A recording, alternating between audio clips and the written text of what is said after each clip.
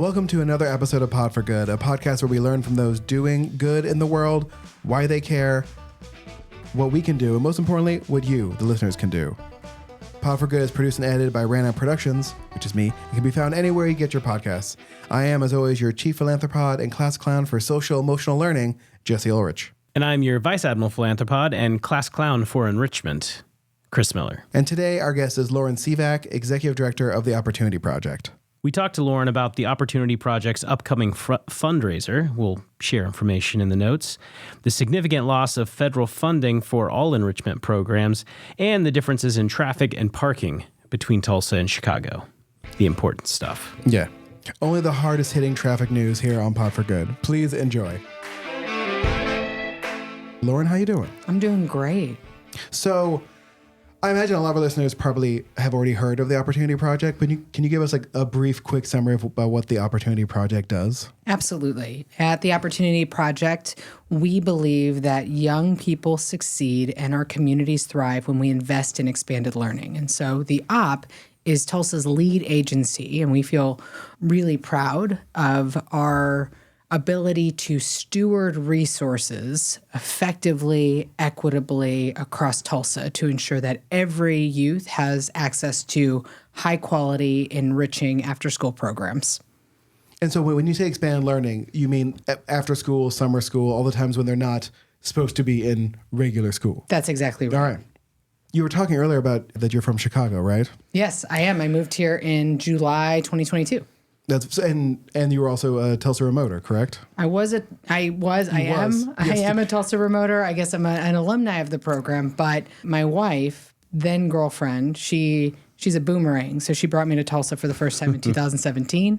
So I often say I fell in love with a Tulsan and then I fell in love with Tulsa. It did not take me very long on that first trip to want to move here. And I said to her on our drive back to Chicago, our 10.5-hour drive, that's if you don't get caught in traffic. Right. I think we should move to Tulsa. And she, like a good boomerang, said absolutely not. It took the pandemic to say like, oh, I think our lives can look a little different, and very few things that I'm completely right about. The move to Tulsa was one of them. I'm a boomerang myself. I spent 12 years in Boston, and yeah, after a while, you're like, yeah, big cities are great, but man, I would love to be able to do laundry and stay in my apartment or house. I want a backyard. Yeah. That was the big thing for us. You know, we had a 900 square foot condo in Chicago, and it was lovely until it wasn't. Yeah. Mm-hmm. And then, you know, there becomes a moment where I just started thinking about like what our quality of life could be. And I've not had to make any sacrifices in moving to Tulsa. I've had the opportunity to say goodbye to some things like traffic, or the biggest lesson I've had to learn is I don't have to actually leave 20 minutes early to get to where I need to be, and I don't have to park at the first available parking spot. Lessons learned. Yeah, I know. There's a part of me that wishes that more people who live in Tulsa would have to experience bigger cities. Yes. So that they would realize, one, learn how to drive and park a little bit better, but also realize how good that they have it. Yes, I feel like people who have never left Tulsa talk worse about Tulsa than anybody else. Sure. That's right. That's right. I will say also the downtown area has some of the cushiest parking spots because they are enormous. Yeah. The spots I would try to squeeze our car into in Chicago. Yep. Yeah. And people here don't, I mean, I was just talking to a police officer about this actually. Like, Oklahomans in general don't know how to use the horn properly. Mm-hmm. Like, they'll sit behind someone who's not noticing there's a left-hand turn green signal going, and people are afraid to use the horn. I'm like, no, the horn has purposes. I have noticed that there's a spirit of generosity. That's what I like to call it. Spirit of generosity for the person in front of you who's not turning, or my wife has had to explain to me when you're turning left, you pull out. Yes. It's so that you could take it. Yeah. When the light turns yellow or red. Right. Yeah. Doesn't happen. No. Spirit of generosity is what, and I would say thank you for being safe. That's how I'm rewriting that in my nice. brain. The only time I ever drove in Chicago, I do remember that the horn started long before the lights ever changed. It was almost like a preemptive horn. Like, I'm just making sure you're already paying attention so that when the light does turn, you're ready to go. Yep. So my wife recently or one of her friends who grew up in Tulsa. They went to Union together. She has always lived in Tulsa, but she was traveling through Chicago for one of her kids had a tournament, and they were on the Edens in traffic. And she sent my wife a text that was, "Oh my God, you are the strongest person I know. I can't believe this is the traffic that you are sitting in on a regular basis, but it's painful." Yep. Yep. Yeah. One of my favorite sayings from my dad, who grew up in Brooklyn, was like, Tulsans love nothing more than slowing down for a yellow light. he's like, Tulsans love stopping at red lights. They love it. Mm-hmm. And I'm like, in Boston, like, it was yellow even when it was red. Yeah. So, at least for a good 15 seconds. Yeah. And you live there long enough, you're like, I've already been sitting here for 15 minutes. Like, I'm done. I'm done with this. That's right. And so that's been our traffic segment Yes. of Pod for Good, which is always a good Traffic segment brought to you by... Yeah, right. Brought to you by Allstate. No, So can you give us some examples of what types of enrichment programs that you all support? and how they relate to traffic. No. Okay. Oh, gosh. I really wish I could come up with one right off the top of my mind that is traffic related. I'm not going to do too much of that. So within the Expanded Learning Initiative, that is what we are calling our partnership with Tulsa Public Schools, where we are administering resources to make possible these after-school programmings that are happening in 56 schools across Tulsa Public Schools. And so within that, we have programs that are led by youth-serving organizations. And then we also have after-school programs that are led by teachers and in-school support staff. And so we have a wide breadth of everything from Global Gardens, Gaining Ground, SWAT Meet, Tri-City Collective, but we also have educators leading cheer club and anime and chess clubs. I was at a soccer club administering this survey called the Survey of Academic and Youth Outcomes because we believe that youth should have a say in their after-school programs. And like one little kiddo wrote, "I love my basketball program. It taught me to stay in it and work at improving." Like really great things are happening. And what I think is particularly exciting to me is we're leveraging the credible messengers in these school communities. So we are in addition to bringing in all of these different youth-serving organizations, right now there are 30 youth-serving organizations who we're collaborating with, but we're also listening to the teachers who are saying like, hey, it's really important for my kids that they have access to a cooking club, or the middle school students here would love to have access to robotics or sewing, because in some ways, like the teachers are who these kids know best, and it's helping to improve the relationship between the student and the educator in a non-learning environment, even though it's all learning, right? But the stakes can feel a little more accessible in an after-school environment. Yeah. What you all do is you partner with the people who are in the community, the organizations in the community, teachers, and help and support them to create these programs to serve the youth in the schools. Yeah, that's right. I think for the op, we believe that after-school programs should be high quality.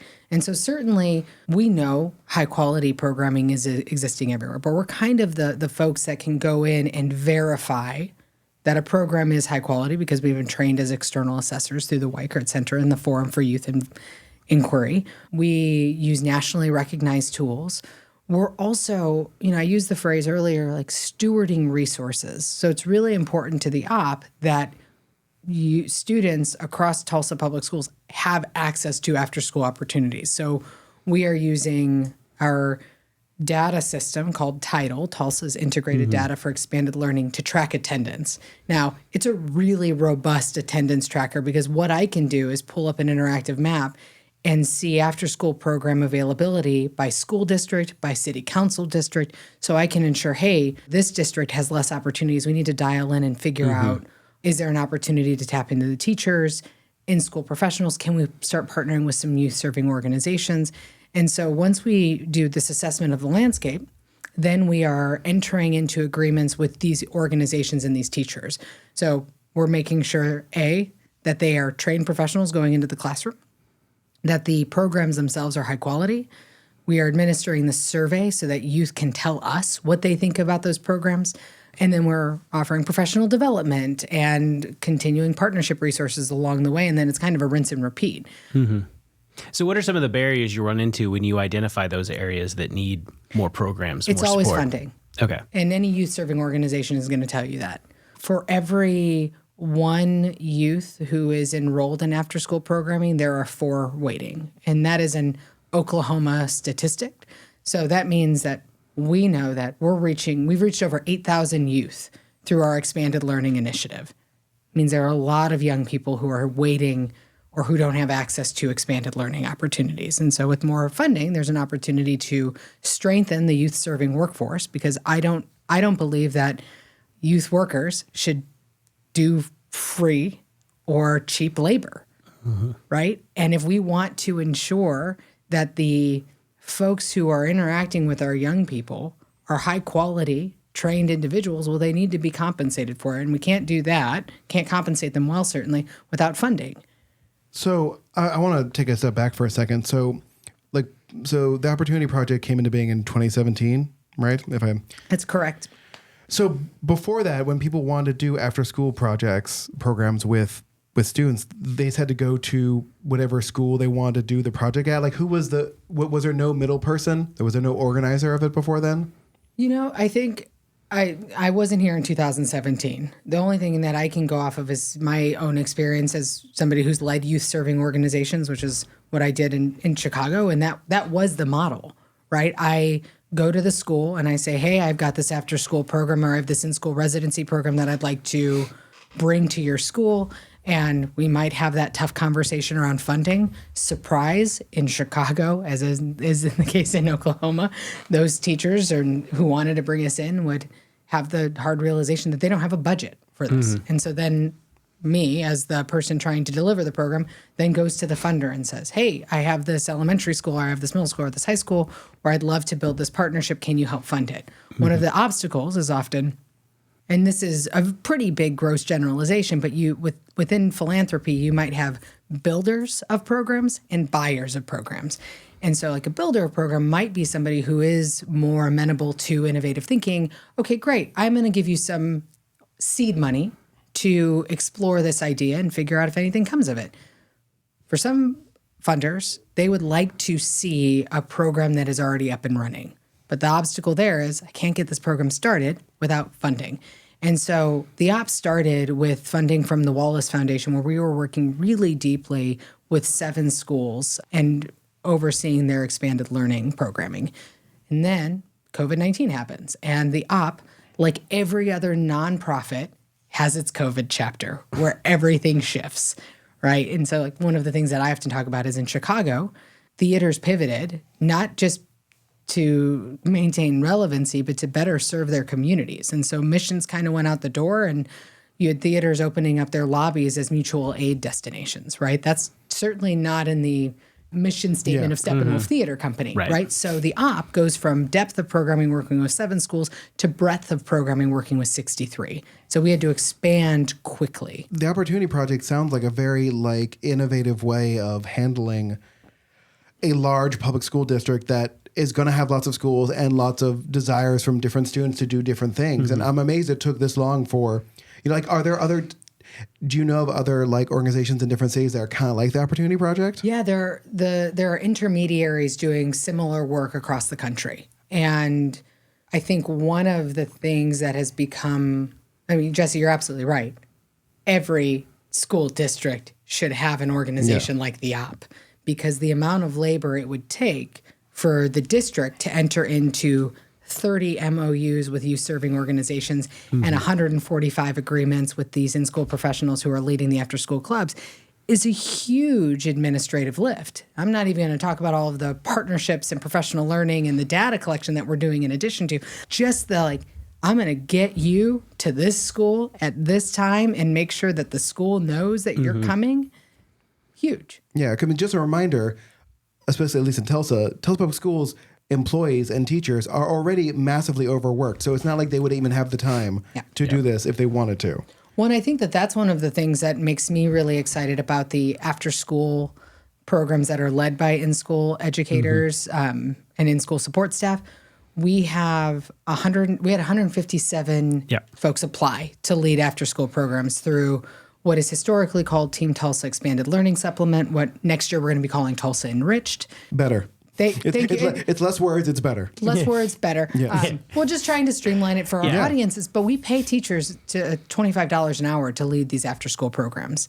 That is significant. And we also provide a supply line. We also provide stipends for professional development.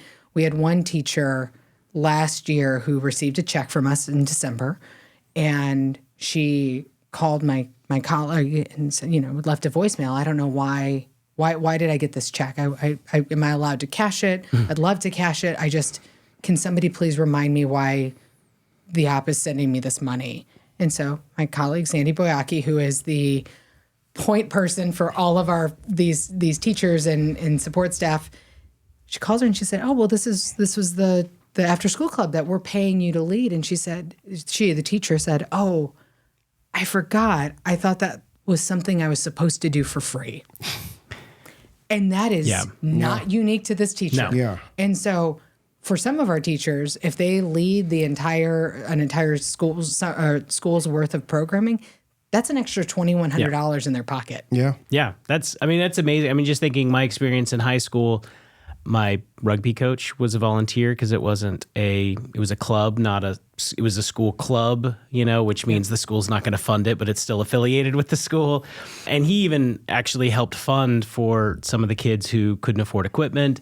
When we tried to start our own club in high school, the teacher volunteered his time to do this after school, was not getting paid extra to do it, and I feel like that for a lot of people, they just assume, oh yeah, the teachers are just going to do it and either think they're getting paid or think it's appropriate for them not to get paid to do it. Well, and we find ourselves reliant on, I guess I'll say the spirit of generosity, bringing it back, where we expect folks to do it. And we especially expect folks who are already underpaid to continue to do free labor. Yeah. My sister's a teacher. My mother-in-law's a teacher. My undergraduate degree is in English education. And so not only do I think about the taxing on the club leader, but I also, one of the things that is on my mind is, well, how do I ensure that this program is here next year? If I've got these young people who are in third grade who are writing or a middle school student wrote on one of those surveys, this is where I feel like I belong. What would it do to that young person if next year that program doesn't exist anymore? Yeah. Right? And so then who feels the burden to keep the program going? The teacher. Yeah. Yeah. If you're like me, you might hear estate planning and go, ugh, gross. You might think to yourself, I'm not sure why I'd bother with that. Estate planning is only for the uber rich. Tallgrass begs to differ. Tallgrass founding attorneys Laurel and Riley think everyone should have an estate plan. They know estate planning seems untouchable to a lot of folks, like something you have to do inside a stuffy law firm of Stuffy McLawyer Pants Esquire. But I promise you, Tallgrass is nothing like that. For one, they work out of their home so their clients can feel at home. They obsess, because they're nerds, over making clients feel like they belong and are supposed to be there. Also, their kids might make an appearance. They will take time to answer all of your questions, even the uncomfortable ones. They will work relentlessly to make sure your plan's exactly what you need to feel secure and at peace. So if you've been putting off planning for what's going to happen after you've gone, it's time for you to give Tallgrass a call at 918-770-8940 and start your plan today. Or visit their website at tallgrassesstateplanning.com and schedule a free initial consultation. For free! It's right there on the website. And of course, there's more, because this is a podcast ad. If you tell them you're a Pod for Good listener, they're going to take 25% off their service fees. Just tell them Pod for Good sent you. Stop thinking estate planning isn't for you and give Tallgrass a call today at 918-770-8940 or on their website, which I'm not going to read out to you again. It's in our show notes. Thank you, Tallgrass.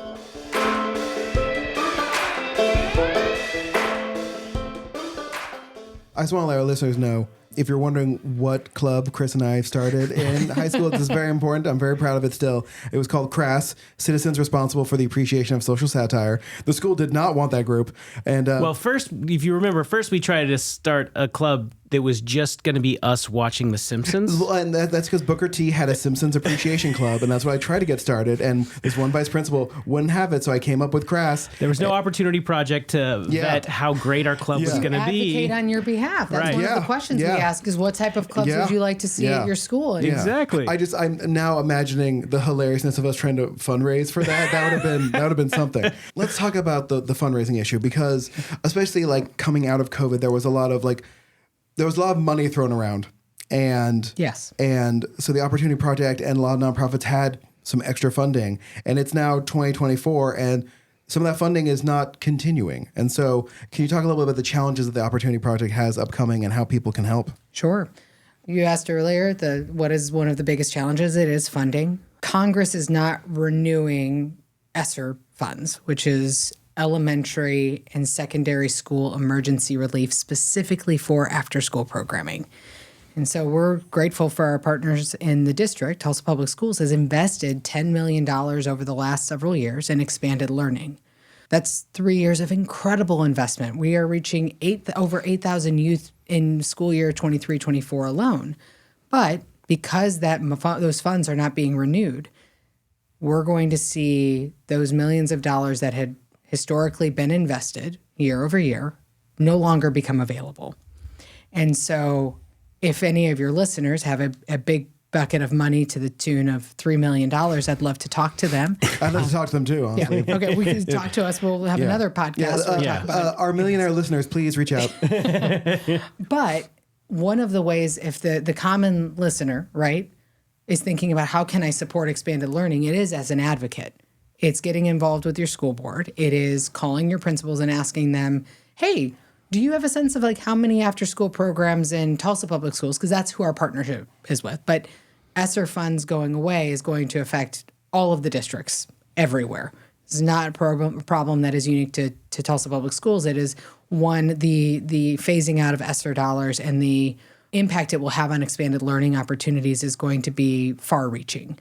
And so we at the Opportunity Project right now are really trying to think through how can we continue to support expanded learning in our community? How do we democratize the assets that we can provide and that will help somebody secure funding, right? So that it's data analysis and collection, it's professional learning that would come at a cost. It's you making available these nationally recognized tools, but also I feel pretty deeply that expanded learning cannot fall on the shoulders of any one entity, right? It shouldn't fall on the shoulders of the philanthropic community. I think what we're going to need is the new localism approach of leveraging the assets of the public, private, and philanthropic communities. And so that means that the folks in our state legislature are also going to have an appetite to fund expanded learning opportunities across Oklahoma. Well, let's say if that last one doesn't happen. Let's just say hypothetically, if that last one doesn't happen. I know you... And I don't know when we're going to end this episode, but now that I know that you have a fundraiser coming up, I might move it forward. But you have a fundraiser coming up on April 25th. Like, I know like one fundraiser isn't going to recuperate all the funds you need, but like right now, like how much money does the Opportunity Project need to keep doing the work it has been doing? Sure. To only work in TPS, right? In the spirit of transparency, our budget is going to shrink. Right now, it's $3.9 million. Next year, it's going to go to $900,000. And so a huge amount of our budget for fiscal year 24 is going to youth-serving organizations and the after-school club leaders for what will be now known as Tulsa Enriched. Our fundraiser our goal is to raise money for Tulsa Enriched. As you can probably imagine, there are not a lot of organizations fundraising on behalf of teachers to lead clubs. That is a mantle that the op feels we can take up and hopefully do effectively, and in a dream world continue to expand, because we believe we want to support all of the districts and schools in our community as best we can.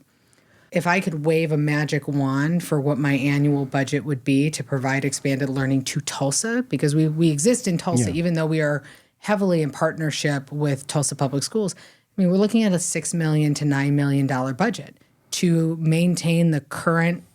Like, say, right now, we've got those 450 after-school programs. We're reaching 8,000 youth. We don't want to lose momentum. It's $2 million. That's what I need.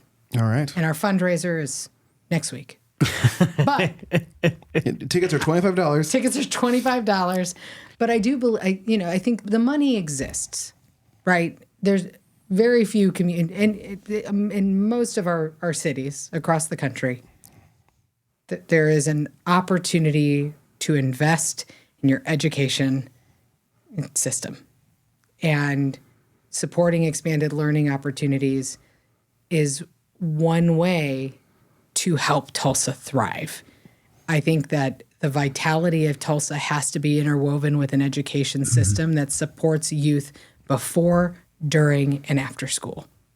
Well, and I think this, for lack of a better word, creates a good opportunity for people who do want to support Tulsa public schools, because our state makes it very difficult for people to provide excess funding directly to schools. That soapbox, do it. The funding mechanism that Oklahoma uses is very complicated and makes it very difficult for a community if they want to directly support their schools. Actually, they make it nearly impossible. If you give more money for teacher salaries, the state will pull that funding out of your allocation. So this is a way to directly support the education of our young people that eliminates the ability for the state to pull that funding away from our community. So for all those people that are looking for a way to support our education system, this is a great way to do that.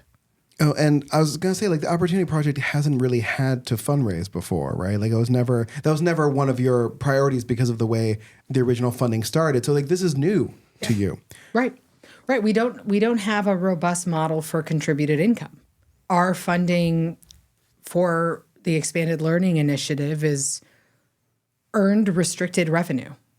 And it's also difficult to fundraise at a moment when you're overseeing expanded learning opportunities for 8,000 youth. So we've wanted to ensure that we're not losing sight of that priority, the programmatic responsibility that we have.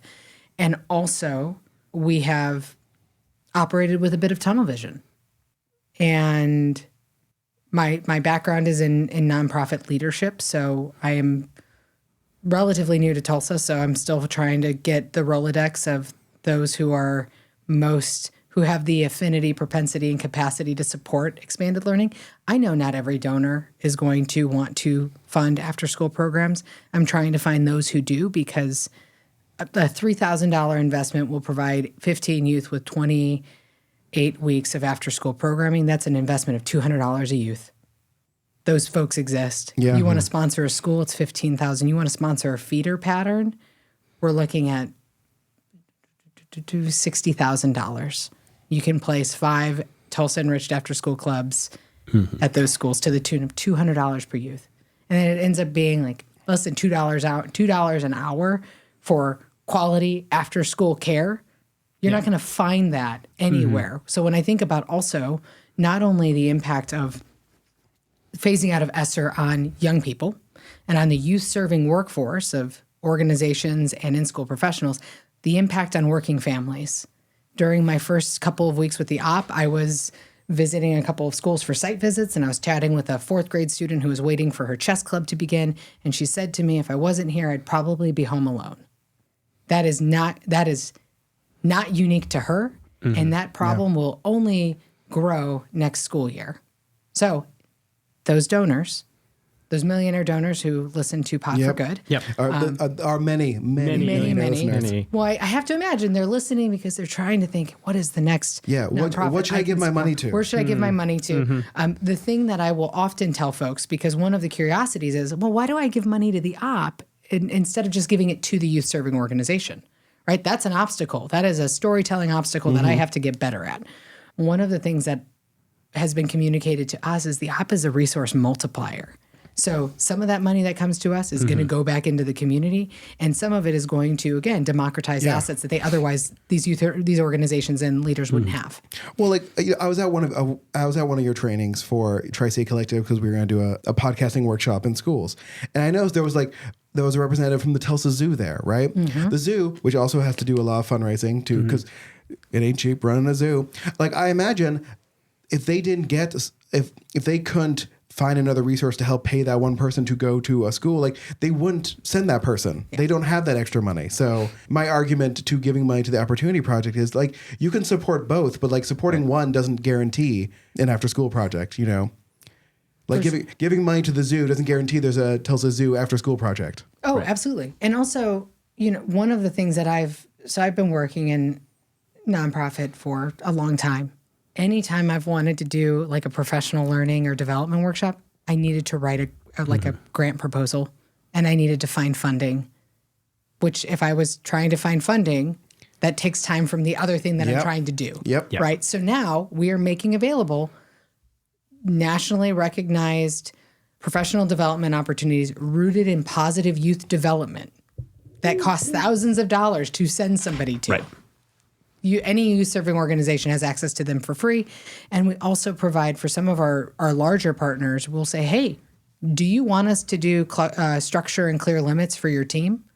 Would you like us to do supporting youth in struggle or youth voice? So we'll do these for entire teams, again, to the tune of $0. Yeah.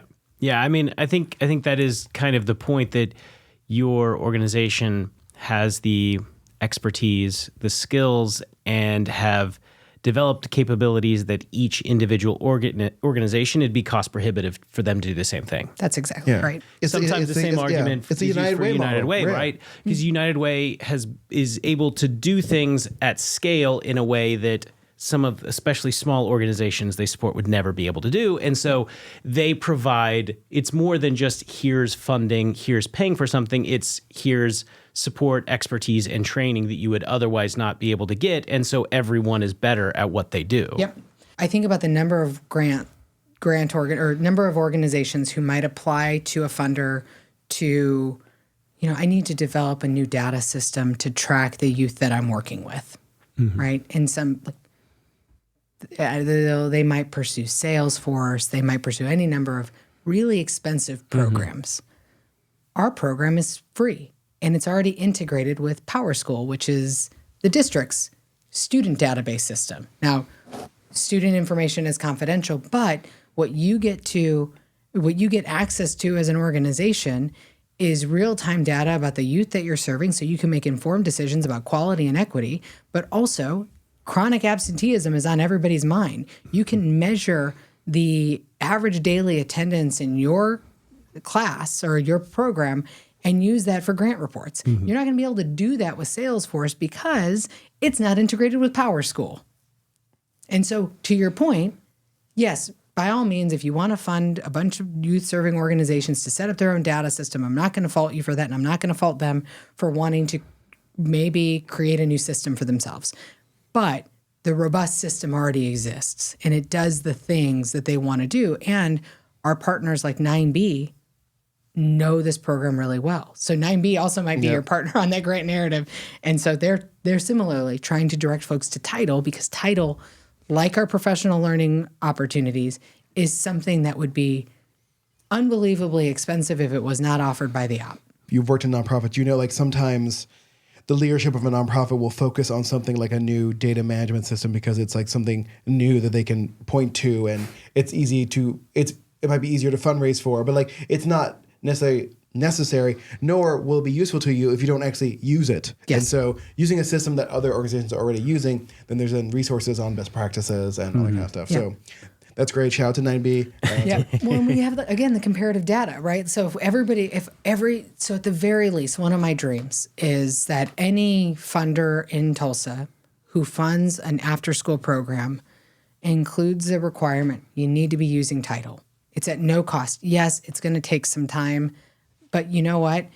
You as a funder, you're probably going to want to know how many young people they reached. Is a spreadsheet on Excel going to do? Like a sign-in every week? Like, no. Like, Title is actually something that, and I can't say that Jesse was here today at my after-school program if Jesse wasn't at school, right? So it's a student safety thing. It's also like we're verifying the data. Yeah.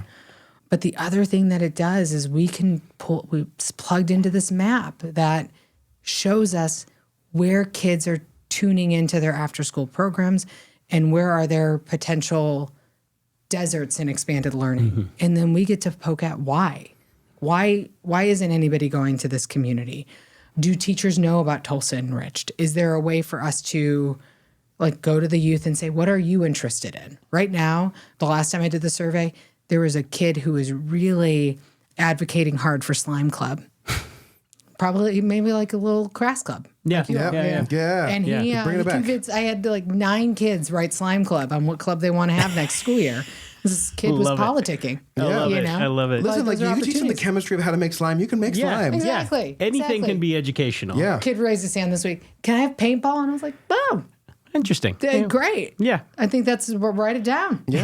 Write it down. It's exercise, hand-eye coordination. Like, Yeah. I mean, there's probably some legal issues you may Yeah. have to work Yeah. I started Safety thinking about the issues. paintball from, this is a throwback, 10 Things I Hate About Oh, You. yeah, Or yeah. they, Yeah. just like the, like balloons of paint. Yeah. Okay. Okay. Yeah. but like, okay, how do there you go. work towards it? Because you can't send kids covered in paint home every week. Every week. That's yeah, true. Yeah. That's but I true. bet you high attendance for that club. Oh, yeah, for sure. Maybe a laser tag club, right? Oh, It's a there you little go. less That could be messy. fun. Yeah. We are dealing right now with an environment that is very complicated, sometimes hostile towards education and educators. So how do you navigate that environment and make sure that these clubs and organizations are creating safe and inclusive space as part of this education? My team is trying to cut through the noise because so frequently that's all it is. And it's a distraction. There's a lot of attacks on social and emotional learning. And that's what some of our work is based in. Because for us, a kid isn't going to want to come to school or an after-school program if they don't feel like they're included. Mm-hmm. So I don't understand the aversion to inclusion because that's kind of a no-brainer to me. You know, there's an attack on Castle's 3 signature practices. And, that's a warm welcome. So saying students' names, welcoming them into the environment. It's offering brain breaks so that kids aren't just being, you'll hear in some school board meetings, I want my kids to learn how to read, I want them to learn how to do math, and that's it. I believe in brain breaks. I also believe that a school environment is an opportunity for a young person to figure out who they want to be in the world, to experience a sense of belonging. And we have optimistic closures, right? Like I wish, when I think back on some of my chemistry classes, I wish it had ended with an optimistic closure because the next day it was really hard to come back, right? But like the Castle's 3 signature practices doesn't just exist in one environment. It should exist in all environments. And I mean, quite frankly, when I have somebody over to my house for dinner, like I might not call it a warm welcome, but when I greet somebody, I'm greeting them by their name, with a hug at the door, welcoming them into our environment, right? Like I'm thinking about what is the experience. Mm-hmm. And so it becomes really tough for me when trying to figure out like these attacks on the school system where like folks just want young people to feel included, experience a sense of belonging, feel safe. Mm-hmm. And so it's just I don't know. I continue to bristle at all of the things that we're navigating and our school partners are navigating and our teachers. And can we say SEL? Maybe we should add the and. Because social emotional learning, that sounds weird. But what if we call it social learning and emotional learning? Maybe that'll be okay. And it's like, well, we don't you want young people to learn how to interact with other people? Yeah. Yes. Yeah. There are great quotes on like SEL for the workplace. Yeah. We don't want to wait until somebody's post-college to figure out like, how do I team up with somebody to work on a project? Mm-hmm. It's baffling to me. Yeah. But, so much of I'm trying to not focus heavily on like, how do I package this? Because I do believe we all want the same things. Mm-hmm. Because otherwise it's going to be really hard to keep doing the work. Yeah. So when there is some of I don't want to write something off as vitriol because I want to believe like we are in it for the same things, but maybe there's a breakdown in communication and we just got to get there. Yeah, it's hard because if you stop thinking that, then you're just like fighting a losing battle against the forces of darkness. But I've always believed that a well-educated populace is important for democracy, and democracy requires interaction and democracy requires like different kinds of knowledge. And so we're not training little automatons, right? We're training people to be people and how to learn different skills. And, you know, if Chris and I's high school teachers didn't give us the slight freedom to like enjoy ourselves as two class clowns, like we would be very different people today. Yeah. So, and I certainly would have gone to grad school if education was made just remote learning and sort of rote learning, I should say. Yeah, it's like the difference between being able to enjoy food as a nice, delightful meal versus it being fuel that I just eat to get me through the day. Education should not just be fuel to get you into the workforce. And it feels like that's what some people want, just to say, okay, you should learn the bare minimum you need so you can be a good worker when you get older. Yeah, I don't know when I look back on my education experience, and it will surprise no one to know that like I was a good student. I was never a rule breaker, but I didn't go to school because I was looking forward to my AP English class. I loved AP English class. As did we. Mrs. Corey, Vera Corey, has left an imprint on me that will never go away. But I went to school to be with my friends. I went to school for theater, right? I went to school to do golf afterwards. When I was in elementary school, I went for craft club.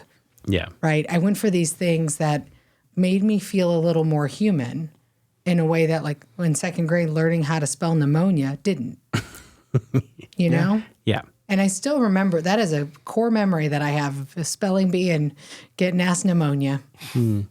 I failed spelling bee with cemetery. I spelled cemetery wrong. I just lost to Mary Laughlin at every spelling bee that we had growing up. So Shout out Mary Laughlin. yeah, shout out to Mary Laughlin. Very smart. Always first chair on saxophone. It was for the learning became fun because you were learning with people you enjoyed being with. I want to hear those rundown of numbers again because I feel like when someone hears like $2 million, they're like, well, I can't help there. Right. But when you broke it down by like smaller groups, like that was really effective. And I want our listeners to hear that again. Great. Yeah. And then add how they can directly help with that. Direct donations can be made at theop.org. Yes. www.theop.org. You'll see a nice blue donate button in the right-hand corner. So thank you so much. So we're looking ahead at next year. We are going to continue to support youth-serving organizations by, I keep saying the phrase, democratizing resources. We'll keep doing that. We're working on this year-in-review report where it'll have, like, by the numbers, how many folks our organizations reached, what youth are saying about those programs, and then we do these things called the program quality assessment. For funding next year, the OP is going to be funding after-school programs led by educators and school support staff. And so to provide 15 youth with 28 weeks of after-school programming, it costs $3,000. $2,100 goes directly into the pocket of the teacher. The additional $900, right, is reallocated to the community. It covers professional development, it covers supplies, it covers the data system.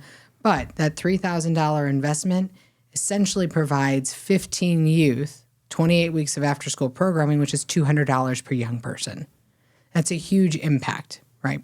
So if you're somebody who wants to sponsor a program at a single school, $3,000. Say you want to sponsor a school and you want to place 5 programs there, it's $15,000. If you want to sponsor a feeder pattern, which for us, that's 2 elementary schools, a middle school, and a high school, then that ends up being $60,000.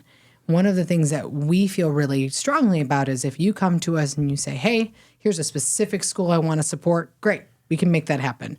Maybe you come to us and you say, I want to support this school, and that school's already heavily funded. Well, the OP can say, let me talk to you about these other schools. What's the impact you're trying to make at school A? Well, I'd love to talk to you about school B. And then for the feeder patterns, one of the things that we are working towards is this idea that when a young person goes to school, they expect expanded learning opportunities. And so they expect it from kindergarten through to graduation. And so that's why that feeder pattern model is really exciting and to the tune of $60,000, not all that expensive. Wow. Well, thank you for that. I think we are going to move up the publishing of this so it comes out before your fundraiser. So I can. Oh, that's delightful. I can do a small amount. I can do the small amount again, except for our millionaire listeners. Please send your money to the op. But how else can they connect with the op? Yeah, great. You can connect with us on social media. We're on LinkedIn. We're on Instagram. We're on Twitter. I'm sorry. No, it's fine. It's Twitter. It's Twitter. It's Twitter. We're on Twitter, Facebook, Instagram, Twitter, LinkedIn. You can go to our website. The other way that you can really support us is if maybe you have the time, but not the treasure. We have an advocacy toolkit on our website that has stats about the phasing out of ESSER funds. It has images that you can post to your social media. Many of those images include stats from nationally recognized resources and organizations. We're going to be getting yard signs that say after-school programs support working families, invest in after-school programming. So if you're somebody who wants a yard sign so that folks know that you care about after-school programs, we'll be having those available, and also a bunch of stickers. But we need everybody to be advocating for expanded learning, because if that chorus is not robust, then I just sound like somebody who's trying to have a good night at karaoke. And so if they want to contact their local government officials, asking them to support this, they can find information on your website on what to say and what to do? They can find information on that not only links to our website and advocacy that's really specific to Tulsa, but we are in partnership with Oklahoma's Partnership for Expanded Learning. And so that includes Advocacy and Lobbying 101. It includes storytelling tips. It also includes do's and don'ts. So if you head to the OPS website, theop.org, and you head to our advocacy page, it really is a one-stop shop to help you advocate for expanded learning. So for all our non-millionaire listeners, you can do what Jesse and I do well, which is be loud. Yeah. And we are good at that. Lauren, thank you so much for joining us today. This has been great. Thank you. This was such a great way to spend my afternoon. Good. Glad. Thank you all for listening to our conversation with Lauren. Please follow them on social media, get involved, donate if you can, and go to their trivia fundraiser event on April 25th. It's going to be at McNally's. It's going to be amazing. And if you're going to follow them, just take 5 more seconds and follow Pod for Good on Facebook, Instagram, and Twitter. And of course, please subscribe and share so that other people, so we can finally get some of those millionaire listeners we talk about in this episode. Thank you all for listening. Tulsa, remember, get done, be nice to each other out there, and use your horn when appropriate.